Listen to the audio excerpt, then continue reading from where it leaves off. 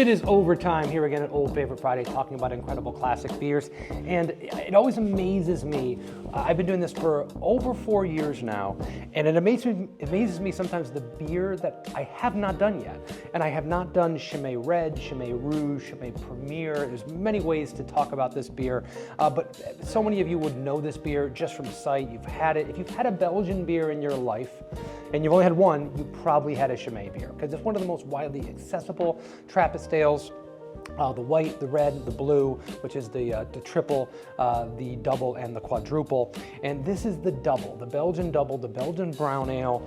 And doing some research about Chimay and this brewery, and going from some of my previous knowledge, this brewery's been around since the 1800s.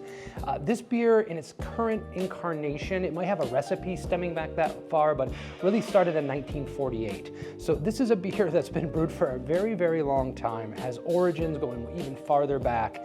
And to the best of my knowledge and my understanding, it was actually the first commercial beer produced by Chimay. And I love Belgian doubles. I always say that they're the unsung hero of the Trappist style ales. The triple is blonde in color, higher in alcohol, gets a lot of love. The quadruple, even higher in alcohol, but big, dark, and rich, that gets a lot of love. I think the little brother of double gets kind of left behind, and that's just a shame, because the beer is so good, so complex, and so drinkable. Comes in at 7%. As you can see, this beer is bottle conditioned. There are canned versions of this beer that you can find, but I went with the old school today. It's bottle conditioned, so you get that nice frothy head, really high carbonation, makes it great, age-worthy.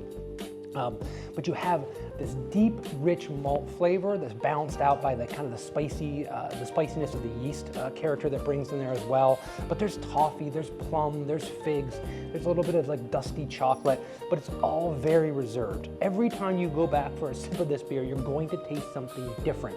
As the beer warms up, I like to say, you don't serve a beer like this super, super cold. Let it warm up in your hands a little bit. You're gonna get more expression and more flavor. It's a classic for a reason. If you have not had this beer in a while, you owe it to yourself to revisit it.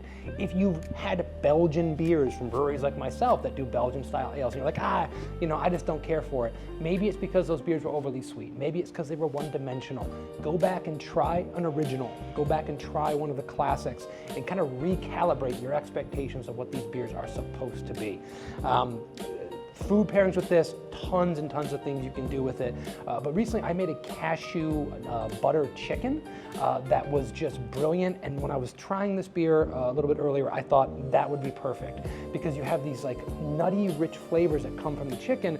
There are like those subtle nutty flavors here. And then you have like that plum, that raisin, that fig, adding some sweetness to the umami. It's big, it's rich, it's not big, it's medium bodied, but the flavors are big and the flavors are bold, and I think it would hold up really, really well with a dish like that. Yeah, just brilliant, drinkable, and really perfect. Go out and get yourself some Chimay. If you can't find the double, get the triple or the quad. You're gonna be really happy this week for Old Favorite Friday. Thank you guys very much for joining us as always. Please poke around on the YouTube channel, find other videos about beers just like this that we think are classic and deserve a little bit more love and attention, and we'll see you next time. Cheers.